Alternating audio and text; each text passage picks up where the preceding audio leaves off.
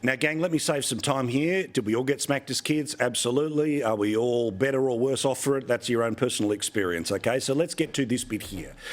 Where, Holly, we live in a world where the status quo ends up being something you have to fight for because while you weren't looking, somebody changed it. Yeah. Can you imagine a world when retrospectively a parent would face a punishment 10 years after they dished it out?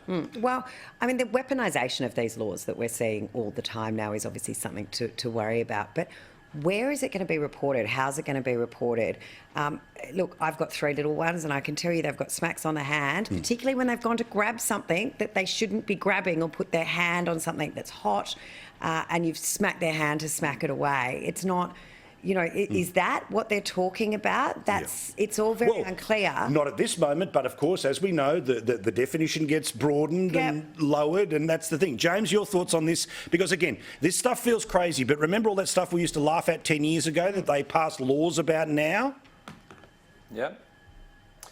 Yeah, look, it's no secret I was no angel as a child, Paul, and some would say I'm no angel as an adult. But look, I'm guilty too. The reality of it is we had a healthy fear of mum and dad because there were consequences for bad actions.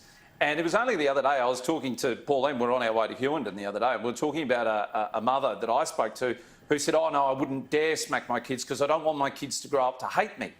Well, we did cop our fair share of smacks. But the reality is, I don't hate my parents for that. In fact, I don't recall any one of those single smacks ever. We've got great relationships with our parents. So this flog who's trying to sell this narrative that kids grow up depressed and live a sad life after the age of 16, I don't know where he's coming from. I think it's healthy to give kids a smack.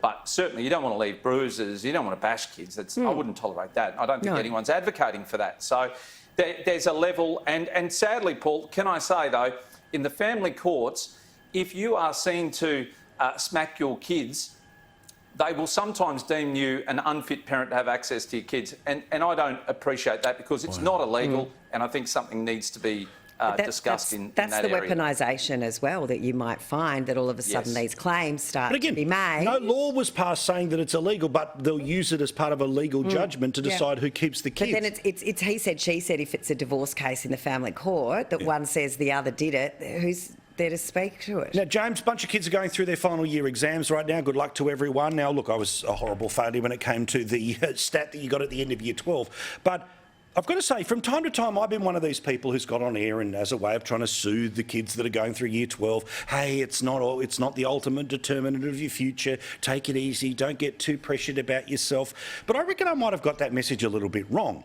If you're actually going to go through year 12, then guess what? It is consequential. You do need to put the effort in, and I reckon that too many of us, including myself in the past, sell the message to kids, oh, you know what?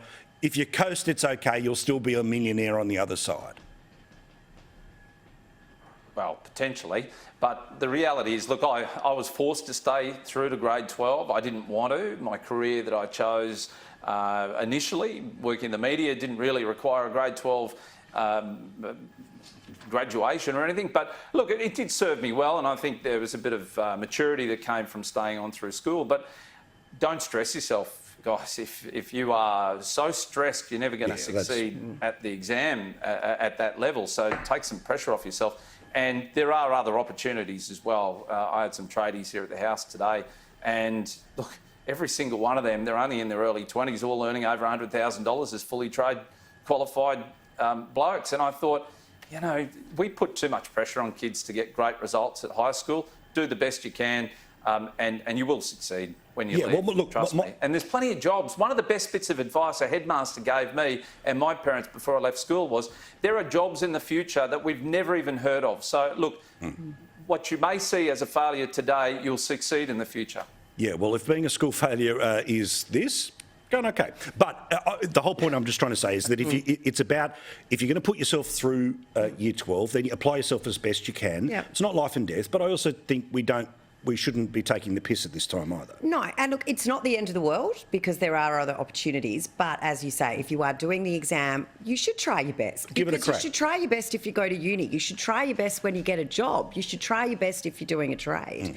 because I mean you're going to be happier for that, but you don't want to do it in a way that you do stress yourself out and get yourself so overwhelmed. You're And not my going to do whole it as well anyway. Yeah, my whole argument is in families and the media and in politics, we don't put enough effort into kids in year 10 saying, you know what, it's okay to leave, go get the trade, earn the 100 grand, pick up the tools, rather than going and doing an arts degree. Well, Thank you, it's guys. 97.7 now to do fashion design, apparently. I read in the paper today. Oh, wow. Well, at least you read the paper. All right, quick break. Back with more. Susan Lee's the Deputy Leader of the Libs. We'll have a chat to her about a whole bunch of stuff, including Labor and its flapping jaws on cost of living. More in a sec.